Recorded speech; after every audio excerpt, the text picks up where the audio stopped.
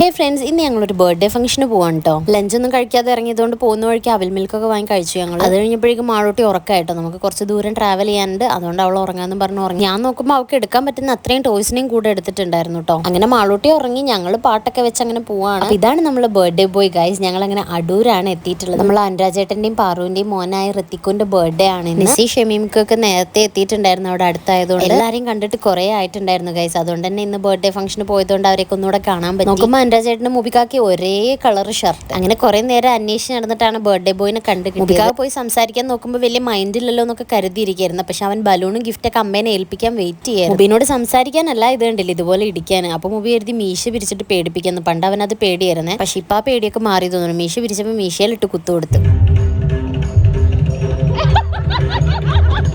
അങ്ങനെ മാളൂട്ടി പോയി happy birthday പറഞ്ഞപ്പോൾ ഒരു ബലൂൺ എടുത്ത് അവളെ കൈ കൊടുത്തിട്ട് അവൻ പിന്നെയും കളിക്കാൻ പോയി. എൻ്റെ അമ്മ സൂപ്പറിലെ ഫുൾ ഗ്യാങ് ഒന്നും വന്നിട്ടില്ല കേട്ടോ. ഞങ്ങളെ അവിടെ എത്തിയിട്ടുണ്ടായിരുന്നുള്ളൂ. പിന്നെ റിൻസിയൊക്കെ വന്നുകൊണ്ടിരിക്കുന്നുണ്ട്. എല്ലാവരും കുറെ കഴിഞ്ഞ് കാണുന്നതുകൊണ്ട് തന്നെ ഒരുപാട് സംസാരിക്കാനുണ്ടായിരുന്നു കേട്ടോ. ഞങ്ങൾക്ക് ഈ ഒരു ദിവസം ഒന്നും മതിയാവില്ല അതിന്. ഋഷിനോട് ഞാൻ വീഡിയോയ്ക്ക് പോസ്റ്റ് ചെയ്യാൻ പറഞ്ഞപ്പോൾ അവൻ പോസ്റ്റ് ഇടുന്നുണ്ടില്ലേ.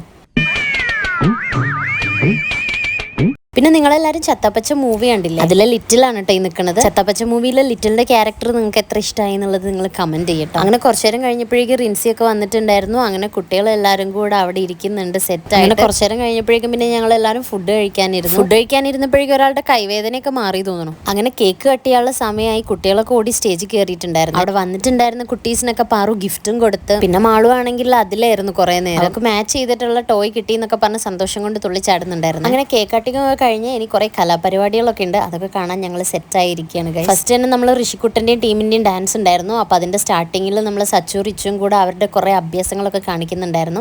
അങ്ങനെ ഡാൻസ് ഒക്കെ നല്ല കളർഫുൾ ആയിരുന്നു കേട്ടോ. കുട്ടികൾ മാത്രമല്ല, അവരുടെ കൂടെ പാറു നല്ല അടിപൊളിയായിട്ട് ഡാൻസ് ഒക്കെ ചെയ്യുന്നുണ്ടായിരുന്നു. പിന്നെ പാറുവിന്റെ ജ്വല്ലറിയിലെ സ്റ്റാഫ്സിന്റെ ഒക്കെ പെർഫോമൻസ് ഉണ്ട്. അങ്ങനെ എല്ലാവരും ഡാൻസ് കളിക്കുന്നുണ്ടപ്പോൾ മാളൂട്ടിക്കും കളിക്കണം തോന്നിയിട്ട് ഞങ്ങൾ പെട്ടെന്ന് അവർക്ക് അറിയാവുന്ന ഒരു ഡാൻസ് എല്ലാവരെയും കൂടെ വെച്ചിട്ട് സെറ്റ് ചെയ്ത് ഒരു 5 മിനിറ്റ് കൊണ്ട് പ്രാക്ടീസ് ഒക്കെ ചെയ്ത് സ്റ്റേജിൽ കയറി കളിച്ചതാണ് കേട്ടോ. മോണിക്ക സോങ്ങിനായിരുന്നു ഡാൻസ് കളിച്ചത്. അതുകൊണ്ട് തന്നെ റെഡ് ഡ്രസ്സ് അതിന് നല്ല മാച്ച് ആയിരുന്നു. ഡാൻസിന്റെ വീഡിയോ ഞാൻ സെപ്പറേറ്റ് പോസ്റ്റ് ചെയ്തിട്ടുണ്ട് കേട്ടോ. അങ്ങനെ പ്രോഗ്രാംസ് ഒക്കെ കഴിഞ്ഞ് എന്നിട്ട് ഞങ്ങളെ കഥ പറയൽ കഴിഞ്ഞിട്ടുണ്ടായിരുന്നില്ല കേട്ടോ. എന്നിട്ട് ഞങ്ങൾ നേരെ റൂമിലേക്ക് പോയി. അവിടുന്ന് കുറെ നേരം കഥയൊക്കെ പറഞ്ഞിട്ടാണ് ഞങ്ങൾ പിരിഞ്ഞിട്ടുണ്ടായിരുന്നത്. പിന്നെ ബാക്കി അടുത്ത വീഡിയോയിൽ കാണാം. ബൈ.